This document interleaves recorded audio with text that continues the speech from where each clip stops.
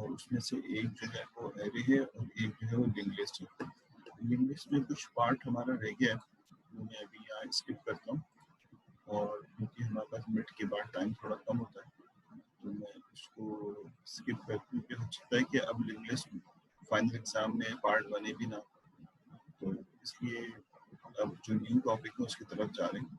वो कि आपको ये आइडिया हो चुका है कि लिंक लिस्ट के अंदर इंसर्शन कैसे होती है, और लिंक लिस्ट के डिलीशन भी वैसी होती है जैसे इंसर्शन होता है।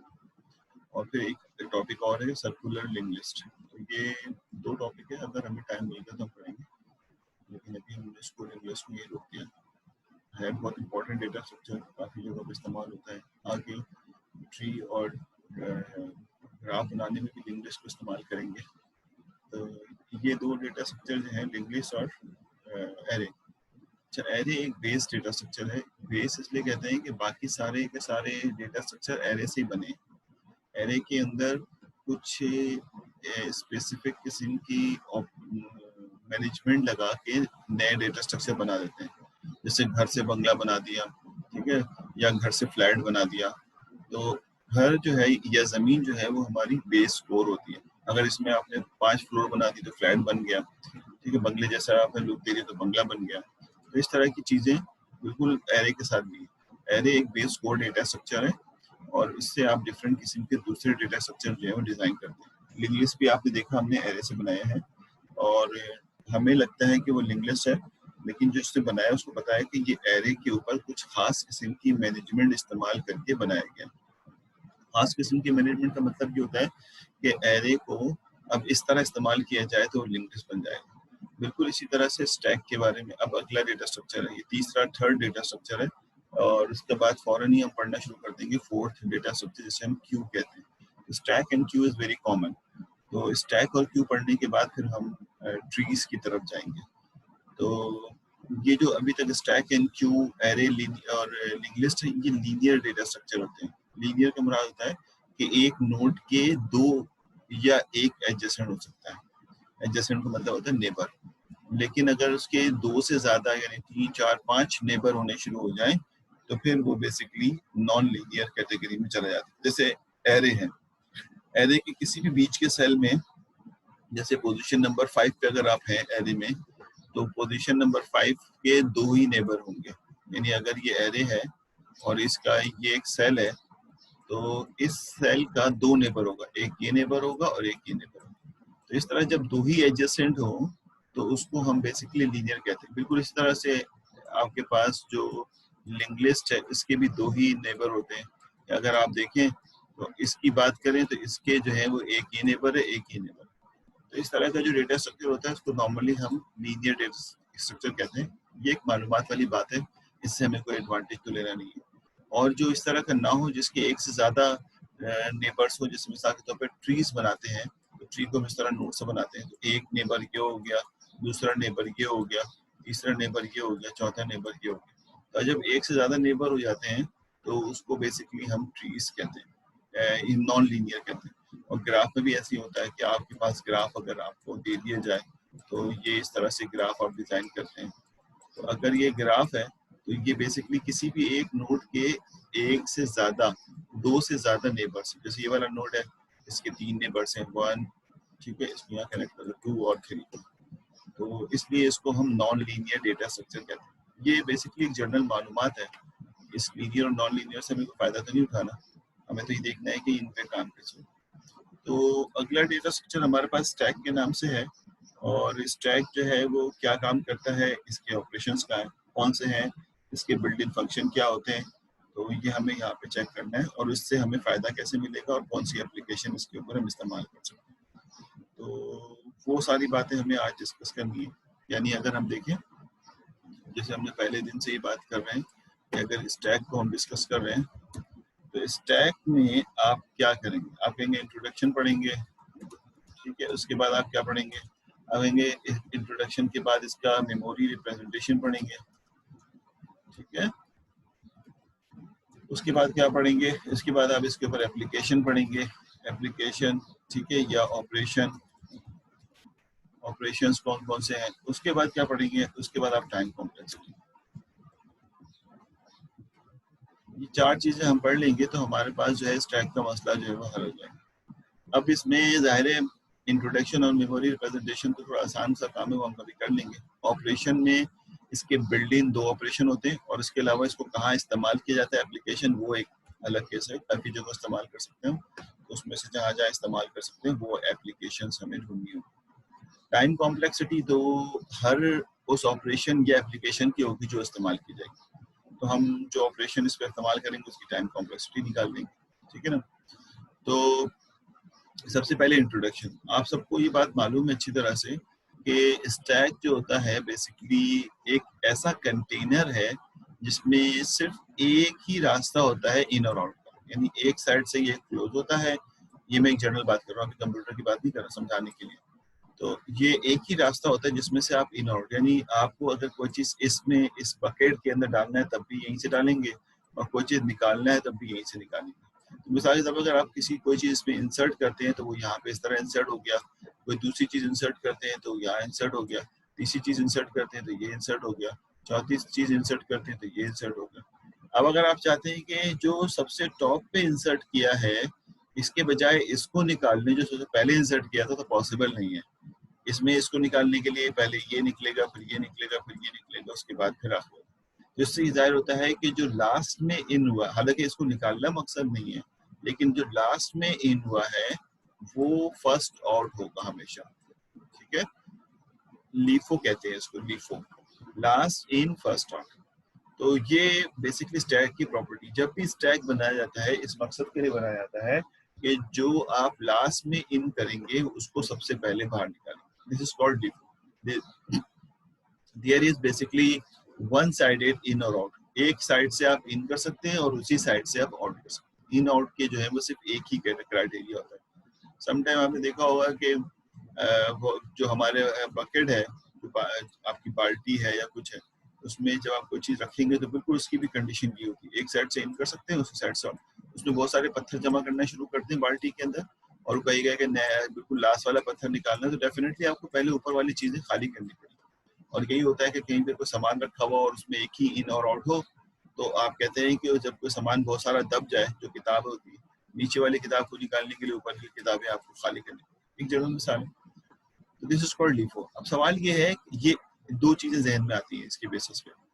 एक तो ये जहन में आता है कि ऐसा क्यों करना चाहते हैं कि जो लास्ट में इन हुआ हो वो पहले बाहर आए, ऐसा क्यों करना चाहते हैं, एक बात तो ये जहन में आती है। मतलब ऐसी क्या जरूरत पड़ गई कि whenever we will put the last element and we want to basically put back in the first element, यानी जो हम उसको वापस निकालना चाहते हैं एज अ फर्स्ट एलिमेंट, ऐसी कहाँ, मतलब एक तो है ना कि हम शौक में कर रहे हो या ऐसी कहीं जरूरत पड़ गई हमें, तो भाई ये हमारी कंपल्जन है, हमारी जरूरत है। बहुत सारी ऐसी जगह हैं जहाँ पे हमें इसी तरह मैनेज करना होता है कि जो लास्ट में जाए वो सबसे पहले बाहर, जो सबसे आखिर में बाहर है, जो सबसे आखिर में जाए वो सबसे पहले बाहर आए।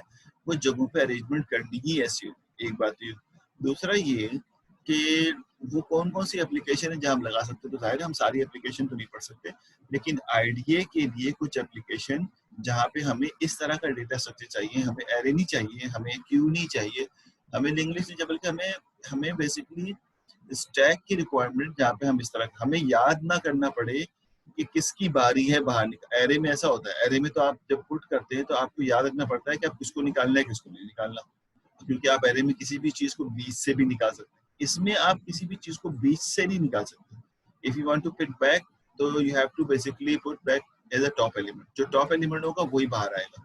और अगर कोई चीज इंसर्ट करना चाहते हैं तो वो टॉप पे आ जाएगा, उसको नीचे कहीं पे इधर उधर पुट नहीं कर सकते। एरे में ऐसा नहीं था, एरे में तो आपकी मर्जी है, आप चाहें तो इस वाले सेल में पुट कर दें, चाहे तो इस वाले सेल में पुट कर दें, क्योंकि एरे तो आपके इख्तियार में। एरे को हम इसीलिए रैंडम भी कहते हैं, ये बिल्कुल रैंडम की तरह काम करता है, लेकिन ये रैंडम नहीं, ये बिल्कुल प्रॉपर्ली जो है। लेकिन ये बनेगा किससे, ये बनेगा एरे से।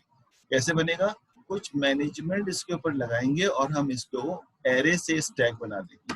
यानी हमें से मुराद है जो जो कोर प्रोग्रामर है उसको तो ये पता है कि ये एरे है और उस पर कुछ मैनेजमेंट है, लेकिन जो बेसिकली बाहर का आदमी है जो बेसिकली इसको इस्तेमाल कर रहा है, उसको ऐसा लगेगा कि मैं स्टैक इस्तेमाल कर रहा हूँ, ठीक है ना। तो नॉर्मली सिंटैक्स जब आप लिखने जाओगे कहीं पे तो कुछ इस तरह लिखोगे कि स्टैक, ठीक है, यानी इंटीजर टाइप एक हमने स्टैक ABC और हमने कहा कि इसको जो है वो हमने 10 साइज का इनिशलाइज कर दिया। ये आ गया स्टैक 10 साइज। जब ये इनिशलाइज होगा तो हमें ये देखना है कि इसकी शक्ल मेमोरी में कैसी होगी। इंटरेस्टिंग मैं बताऊँ आपको, इसकी शक्ल मेमोरी में बिल्कुल वैसे ही होगी जैसे आपने एरे को देखा, बस फर्क क्या होगा बता दूं। ये आपके पास एक 10 साइज का एरे जो है वो यहाँ पर इनिशलाइज होता है। अगर 10 लिखा है तो 10 साइज का, यानी 1 2 3 4 and so on to 10 size का एरे यहाँ पे इनिशलाइज होता है। वही बात कि इसकी इंटरप्रिटेशन यहाँ पे मेमोरी लोकेशन है, बेस एड्रेस क्या है, मिसाल के तौर पर इसको बेस एड्रेस पहले मिला 600 मिल गया, तो अगर ये 2-2 बाइट इंटीजर है, 2-2 बाइट के हैं तो अगला 602 होगा, ठीक है, अगला 604 होगा, इस तरह से ही आगे बढ़ता रहेगा अगर बेस एड्रेस 600 है। और इस तरह यार, तो ये मेमोरी में, अगर ये मेमोरी में एरे ही है तो फिर हम एरे क्यों नहीं यूज करें, इसलिए कि एरे में आप किसी भी वक्त जो है वो चौथी पोजीशन पे भी डेटा रख सकते हैं, किसी भी वक्त जो है वो पहली पोजीशन पे डेटा रख सकते हैं, किसी वक्त भी आप चौथे पोजीशन से डेटा को निकाल सकते हैं। लेकिन स्टैक अगर होगा तो आप ये सब नहीं कर सकते। अगर ये स्टैक है तो फिर आपको डेटा पहली पोजीशन पे पहले, फिर दूसरी पोजीशन पे, फिर तीसरी पोजीशन पे रखना पड़ेगा, और जब बाहर निकालेंगे तो उल्टा निकालेंगे कि तीसरी पोजीशन का डेटा बाहर आएगा फिर चौथा।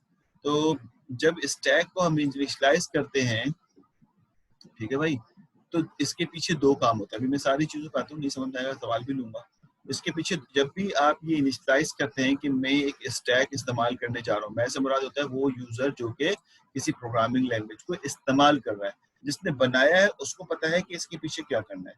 जब कोई स्टैक इनिशियलाइज होता है, कंपाइलर जब इसको चलाता है कि भाई इनिशियलाइज कर दो, तो इसके पीछे कोर प्रोग्रामर ने दो स्टेटमेंट लिखी हुई है। एक स्टेटमेंट लिखी हुई है एक एरे का इनिशियलाइजेशन, ठीक है, एक एरे जो है वो इनिशियलाइज होता है और उसका साइज जो है वो 10 हो जाता है, और दूसरी चीज जो है वो एक वेरिएबल है। यानी इसके इनिशियलाइजेशन के पीछे दो स्टेप चल रहे हैं जो दो चीजें इनिशियलाइज करते हैं। एक एरे की इनिशियलाइजेशन, ये लिख देता हूँ मैं, यानी पहला जो है वो बेसिकली, इसको कट करके ना मैं यहाँ पे लिख देता हूँ नीचे की तरफ, ये कट कर दिया मैंने ताकि साफ सर आपकी माइक थोड़ा दूर हो गया है, थोड़ा आवाज अच्छा ठीक है, अब आ रही है बस थोड़ी सी बेहतर है सर, लेकिन पहले ऐसे नहीं। अच्छा, खराब हो रहा होगा, पुराना हो गया ना ये हैंड फ्री इस्तेमाल करके, यूज किया होगा। अच्छा अभी तो गुजारा कर लो, फिर मैं देखता हूँ अगली दफा नया नया। ठीक है सर, ठीक है ठीक ठीक है। है। अच्छा जी, तो ये जो है हमारे पास स्टैक के अगेंस्ट में इंटीजर स्टैक ABC 10 जब हमने किया, आप जब प्रोग्रामिंग लैंग्वेज पाइथन या सी शार्प यूज करेंगे तो you will use like that, यानी इस तरह का कोई कोड लिखेंगे स्टैक को इनिशियलाइज करने का। उसके बाद आप जो है देख, आपको नजर नहीं आएगा, लेकिन जो कोर प्रोग्रामर है उसने उसकी जगह अगेंस्ट में नंबर वन एरे जो है वो इनिशियलाइज किया। सबसे पहले एरे इनिशियलाइज हुआ है, ठीक है ना, और दूसरे पोजीशन पे एक वेरिएबल है,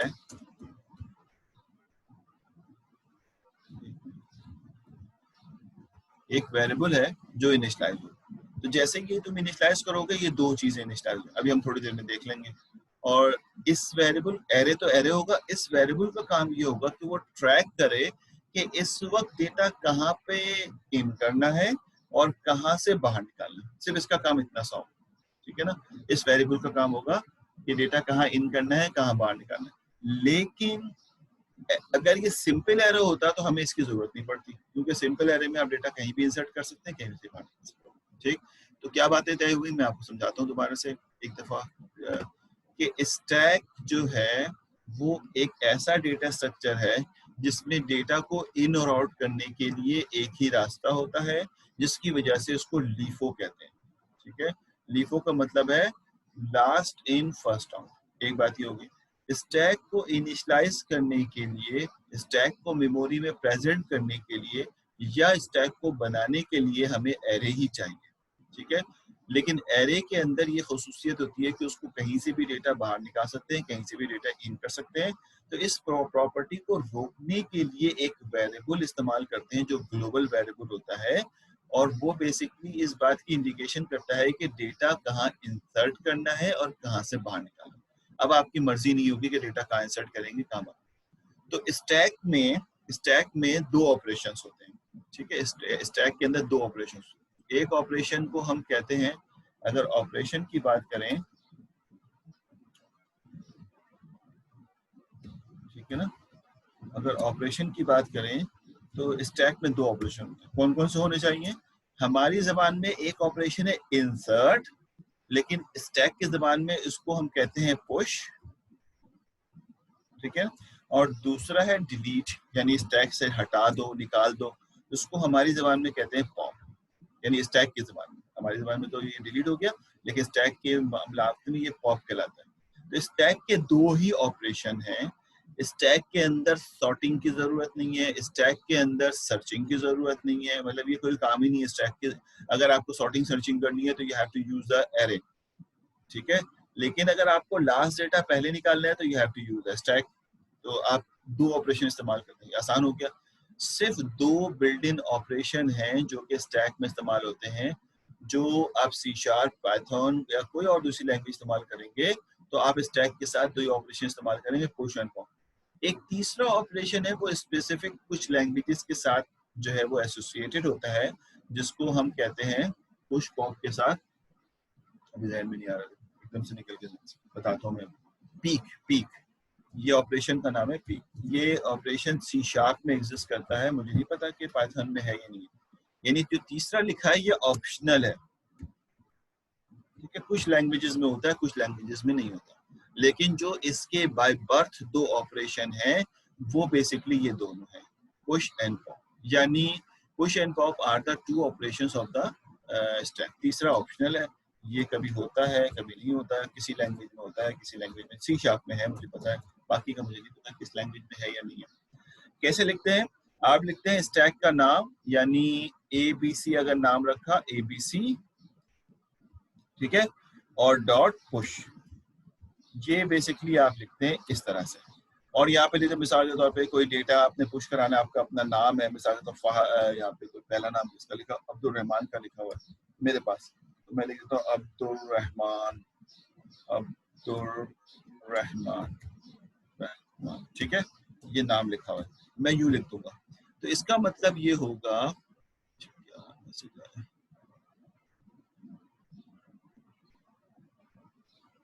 जी जी, ऑपरेशन का डिफॉल्ट से कनेक्शन है, मैं भी समझाऊंगा ये साजिद। ये तो पूरा ऑपरेशन में जो समझाना है। अभी तो मैं से ऊपर ऊपर की बातें बता रहा हूँ कि आप जब स्टैक को यूज करेंगे तो कुछ इस तरह लिखेंगे, स्टैक का नाम ABC डॉट पुश, ये ऑपरेशन है। इस ऑपरेशन के बेसिस पे ये LIFO ही चलेगा, यानी लास्ट इन फर्स्ट आउट ही चलेगा। अब्दुल रहमान अब जाएगा मेमोरी में, स्टैक में स्टोर होने के लिए, समझ रहे हो ना? अब्दुल रहमान जाएगा स्टैक में स्टोर होने के लिए। मैं समझाता हूँ उसको, अभी बहुत अच्छे तरीके से समझ में आएगा तुम्हें, बिल्कुल स्टार्ट किया है और तेजी से समझा रहा हूँ। ये आपका एक स्टैक है जो कि एरे से बना हुआ है, और ये आपके पास इसके सेल्स हैं, बिल्कुल एरे से बना हुआ है तो ऐसे ही लगेगा जैसे एरे है। लेकिन यहाँ पर एक वेरिएबल जो होगा उसको मिसाल के तौर पर मैं टॉप का नाम देता हूँ, बुक में टॉप दिया तो मैं भी टॉप दे देता हूँ, और इसमें रखा हुआ है 5। समझ में आई बात है? इसका मतलब ये होगा, वह इस 5 ज्यादा हो जाएगा तो मैं 3 कर लेता हूँ, 3। इसका मतलब ये होगा 1 2 3 4 5 6, ये जो स्टैक का साइज है। इसका मतलब ये होगा कि 3 तक डेटा स्टोर है। जो स्टैक में जो वैल्यू होगी ना, स्टैक और टॉप में जो वैल्यू होगी, इसका मतलब है वहां तक का डेटा ऑलरेडी ऑक्युपाइड है। मेरी बात समझ में आ रही है साजिद और बाकी लोग? इसका मतलब है ये टॉप वो वेरिएबल जो मैंने आपसे कहा था। अब देखिए कितनी चीजें इस्तेमाल हो रही हैं, एक एरे इस्तेमाल हो रहा है और एक वेरिएबल इस्तेमाल हो रहा है। इन दोनों को मिला के we can construct the stack. मैंने आपसे कहा था whenever you will initialize a stack we need only two things, one is array and one is the global variable, ठीक है, that would be the mention the top of the stack value। तो ये बताएगा कि इस वक्त index number 3 पे data stored है। किसी ने लिखा ABC पुश अब्दुल रहमान, तो अगर ये एरे होता ना तो हमें बताना पड़ता है कि अब्दुल रहमान को किस पोजीशन पे डालना चाहते हो, 5 पे, 4 पे, 3 पे, 9 पे, क्योंकि एरे तो रैंडम होता है, कहीं पे भी इंसर्ट कर सकते हैं, but we can not insert in the stack. तो देखिए मैंने कोई पोजीशन नहीं बताई। ये कौन लिखेगा? ये बेसिकली यूजर लिखेगा। इसके पीछे जो है पुश का मेथड लिखा हुआ होगा, ठीक है, इसके पीछे पुश का मेथड लिखा हुआ होगा जो ये इंडिकेट करेगा कि ढूंढेगा कि अभी टॉप ऑफ द स्टैक कौन सा है, तो वो कहेगा 3। इसका मतलब है अब्दुल रहमान जो है वो 4 पे जाके इंसर्ट होना चाहिए, तो वो अब्दुल रहमान को 4 पे इंसर्ट कर देगा और अपने आप को अपडेट करके 3 के बजाय क्या कर देगा, 4 कर देगा। ठीक है, यानी अब आप यही, अब अगला इंसर्शन कहाँ हो सकता है, कहीं और। ऐसा नहीं है कि 6 पे जगह खाली है तो मैं 6 पे कर दूं, कर ही नहीं सकते। अगली इंसर्शन इस टॉप के थ्रू होगी, वो बताएगा 4 तक इंसर्शन हो चुकी है, अब जाके 5 पे इंसर्ट करना है। टॉप इस बात को मेंशन करेगा कि कहाँ तक इंसर्शन हो चुकी है, अब कहाँ इंसर्ट करना है, आपके इख्तियार में नहीं है। आपसे मुराद जो प्रोग्रामर है उसके इख्तियार में नहीं है। कोर प्रोग्रामर ने, जिसने स्टैक बनाया, उसने इसको ऐसा मेंटेन कर दिया है कि मेरे और आपके लिए ब्लाइंड हो गया है कि वो कैसे काम कर रहा है। उस ब्लाइंडनेस को हम सीख रहे हैं कि स्टैक कैसे काम करता है, ताकि फ्यूचर में हम अपना स्टैक खुद बना सकें अपने नाम से। आप एक स्टैक की क्लास बनाए, अपने लोग बनाते हैं, अपना स्टैक खुद बना के काम करते हैं। वेरी इजी, 4 लाइनों का कोड है, बना ले उसको। अब अगर किसी ने इसके अगेंस्ट में यूं लिख दिया मेरे भाई कि ABC, अब स्टैक का नाम डॉट पॉप, ठीक है, और पॉप में तो हमें ये भी नहीं बताना होता, पॉप में तो हमें ये भी नहीं बताना होता कि क्या निकालना है। और सुनना, मैंने पॉप के अंदर सेल को खाली रखा है, पुश में तो फिर भी मैंने अंदर कोई डेटा रखा है कि मुझे ये डेटा जो है पुश के अंदर ये डेटा इंसर्ट करना है अब्दुल रहमान। पॉप में तो मैंने वो भी नहीं रखा जी अब्दुल रहमान साहब। क्यों नहीं रखा पॉप के अंदर?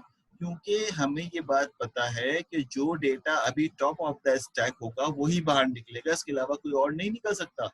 तो मैं लाख कोशिश कर लूं कि पोजीशन नंबर 2 का डेटा निकालो, पोजीशन नंबर 3 नहीं निकाल सकता, मुझे पोजीशन नंबर 4 का ही निकालना पड़ेगा, क्योंकि टॉप ऑफ द स्टैक जो है इस वक्त पोजीशन नंबर 4 है। तो मैं जब ये लिखूंगा abc.pop, तो हमें ये सोचना ही नहीं कि मैं क्या निकाल रहा हूँ, बल्कि मुझे पता है टॉप ऑफ द स्टैक जो होगा वो निकल जाएगा। तो टॉप ऑफ द स्टैक 4 है, ये डेटा बाहर आ जाएगा और उसको हम टेम्प में स्टोर कर लेंगे। जैसे ही ये डेटा बाहर आएगा, हम यहाँ से टॉप में एक कम करके उसको 3 पे ले जाएंगे, तो डेटा जो है वो 3 पे आ जाएगा। यानी डेटा से मुराद है टॉप जो है वो 3 पे आ जाएगा। दोबारा मैं लिखता हूँ, अगर टेम्प, दोबारा लिखता हूँ temp is equal to ABC, sorry writing के लिए वो से लिख रहा हूँ, हाँ से, तो पॉप ऑफ दिस अगर दोबारा लिख देता हूँ मैं और कोई चीज पास नहीं करता, तो ये क्या करेगा, पॉप का मेथड हम लिखेंगे अभी जाके। पॉप का मेथड क्या करेगा, देखेगा टॉप में क्या रखा हुआ है, टॉप में नंबर 3 है, इसका मतलब 3 पोजीशन से बाहर निकाल दो, तो 3 पोजीशन का डेटा बाहर निकालेगा और टॉप में एक कम करके टॉप में यहाँ आ जाएगा। ठीक है, यहाँ पे अब दूसरी पोजीशन, और अगर इंसर्ट होगा तो फिर वो तीसरी पोजीशन पे जाके इंसर्ट कर देगा। तो इंसर्ट और डिलीशन यानी पुश एंड पॉप के लिए कंबाइनली टॉप का वेरिएबल चलेगा। यानी किसी एक क्लास के अंदर जो आप क्लास बना रहे हैं, इसके अंदर पुश और पॉप दोनों के मेथड लिखे हुए होंगे। अगर पुश कॉल किया और ग्लोबल वेरिएबल टॉप जो है वो इस्तेमाल हो रहा होगा। अगर आपने पुश इस्तेमाल किया, देखेंगे टॉप कहाँ पर है, अगर आपने पॉप इस्तेमाल किया, आप देखेंगे पॉप तो टॉप कहाँ पर है। तो इसके बेस, तो इसका मैं अभी अल्गो लिखूंगा। ये तो एक छोटी सी मैंने बात समझाई। तो क्या मैंने कहा था कि एरे होगा लेकिन स्पेसिफिक मैनेजमेंट लगा देंगे। अब इस एरे पे मैनेजमेंट क्या लगाई मैंने, टॉप के थ्रू लगा दी कि we can not put anywhere our data, हम अपना डेटा कहीं भी पुट नहीं कर सकते। We have basically it is compulsion to put the top of the stack which is maintaining by the top variable. हम top of the stack data रखेंगे और वो टॉप ऑफ द स्टैक जो है वो एक वेरिएबल टॉप से ही maintain हो रहा है। तो जरूरी नहीं है आप टॉप के नाम से वेरिएबल लें। मैंने आपसे कहा था कि जो काम होता है, जो मकसद होता है, उसी के नियरेस्ट वेरिएबल लें तो आपको फायदा भी होता है, समझाने में आसानी होती है। तो इसलिए मैंने इसका नाम टॉप रखा है। आपको नहीं पसंद है आप हाइट रख दें, आपको नहीं पसंद आप और चीज रख दें, ठीक है, तो ये सब। तो ये 2 मेजर ऑपरेशन हैं, तीसरे के बारे में बताऊंगा मैं खाली। ये 2 मेजर ऑपरेशन है जो स्टैक में लगते हैं। हमें स्टैक के अंदर इंसर्शन करानी है यानी पुश कराना है, और डिलीशन करानी यानी पॉप कराना है।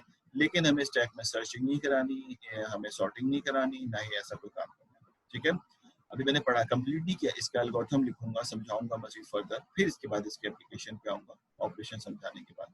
अभी मैं क्या समझाने जा रहा हूँ कि ऐसा कहाँ जरूरत पड़ जाता है कंप्यूटर साइंस में या रियल एप्लीकेशन में जहाँ हमें स्टैक की जरूरत पड़ती है और हम एरे को, देखो हम किसी चीज को याद नहीं रखना चाहते जब, और लास्ट इन फर्स्ट आउट करना चाहते हैं, तो उस वक्त हमें इसकी जरूरत पड़ती है। ठीक है, बात समझ आ रही? उस वक्त हम चाहते हैं कि हम ऐसा कर लें। मैं आपको बहुत क्लियर एग्जांपल देता हूँ। आप लोगों ने, मुझे नहीं पता कि ऑब्जेक्ट ओरिएंटेड प्रोग्रामिंग में कहाँ तक का काम आपने कर लिया है, लेकिन फंक्शन को कॉल करना एक आम सी बात है। मिसाल के तौर पे मैं आपको समझाने के लिए लिखता हूँ यहाँ पे कि एक फंक्शन है जो कि ए के नाम से मेन फंक्शन है। ठीक है, ए के नाम से एक मेन फंक्शन है। समझने की कोशिश करना। एक फंक्शन मैंने बनाया ए के नाम से, ठीक हो गया? ये एक फंक्शन बनाया। इसके अंदर मैंने, इस फंक्शन के अंदर मैंने बहुत सारी चीजें लिखी। ये मैं लिखने वाली चीजों को ऐसे ही कर देता हूँ, मैं नहीं लिख रहा क्या है, लेकिन ये मैंने इसके अंदर बहुत सारी चीजें लिख दी। ठीक है, और एकदम से मैंने फिर फंक्शन बी कॉल कर लिया इसी के अंदर। ठीक हो गया? इसके अंदर फंक्शन बी कॉल कर लिया, और फंक्शन बी जो है वो मैंने कॉल करने के बाद, फंक्शन बी कॉल करने के बाद मैंने यहाँ पे इसको रोक दिया। ये फंक्शन खत्म। अच्छा सॉरी, एज्यूम कर लेते हैं कि इसके बाद भी कुछ चीज़ें लिखी हुई, फंक्शन बी कॉल किया उसके बाद भी बहुत सारी चीज़ें लिखी हुई हैं, तो ये है, और फंक्शन ए खत्म। तो बात समझ नहीं आई? ये जो मैंने अब तक जो कोड लिखा है ये तो सबको आता होगा ना, फंक्शन कॉलिंग।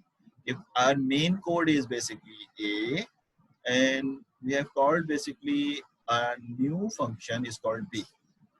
तो जब A कॉल होगा तो कुछ लाइनें हैं जो कि कॉल लिखी जाएंगी या जो पढ़ी जाएंगी, उसके बाद एकदम से B कॉल हो जाएगा। तो जो B के नीचे वाली लाइनें हैं उसको पढ़ने से पहले B की तरफ चले जाएंगे आप। ठीक है, यानी इस फंक्शन को कंप्लीट करने से पहले B को कॉल करें। फंक्शन कॉल उसमें हुआ है सर क्रिएट किससे होगा? ये देखो, क्रिएट तो एक अलग केस है, ये तो प्रोग्रामिंग का मसला है ना।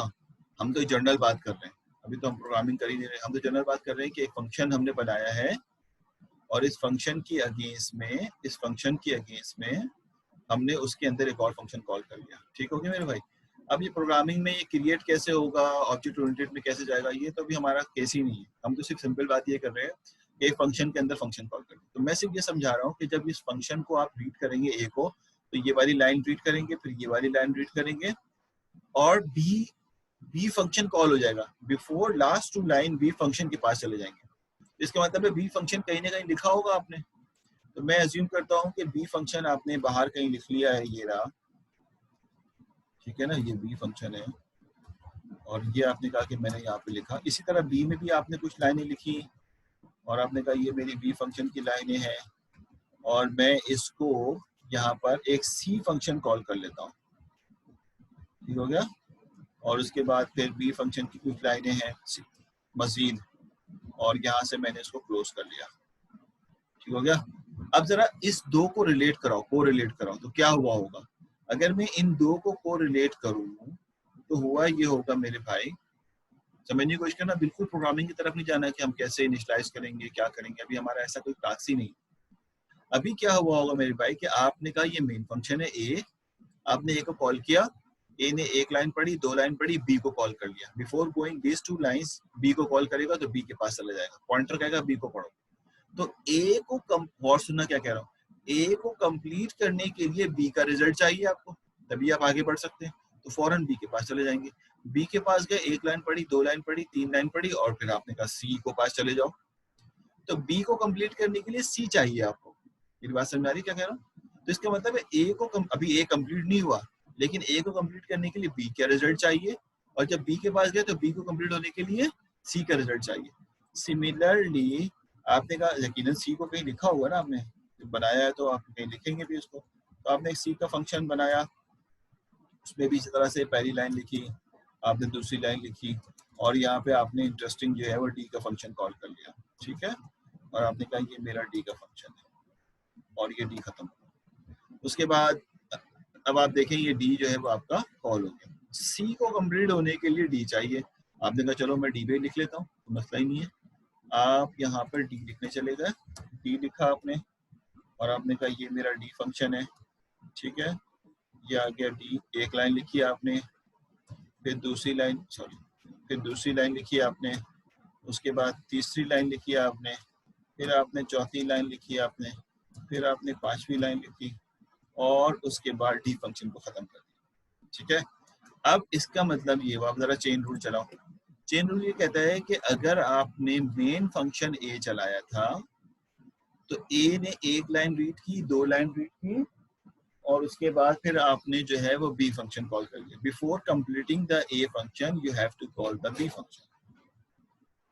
अब बी के पास चले गए। बी फंक्शन कॉल करने के लिए जब आपने पहली लाइन, दूसरी लाइन, तीसरी लाइन, आपके ये गुमान था कि मैं सारा उसको कंप्लीट करके बी का रिजल्ट यहाँ दे दूंगा, लेकिन इत्तेफाक से इसने कहा कि सी फंक्शन कॉल करो। बी को कंप्लीट करने से पहले सी के पास चले गए, तो सी के लिए रीड किया तो फिर आपको डी कॉल हो गया, डी के पास चले गए, तो डी जो है वो कंप्लीट रन हो रहा है। जब डी कंप्लीट रन होगा तो डी अपना रिजल्ट इसको देगा तो सी कंप्लीट होगा, सी कंप्लीट होगा डी की वजह से तो फिर यहाँ रिजल्ट सी का रिजल्ट आएगा, सी कंप्लीट होगा तो बी कंप्लीट हो जाएगा और बी फिर इतना रिजल्ट।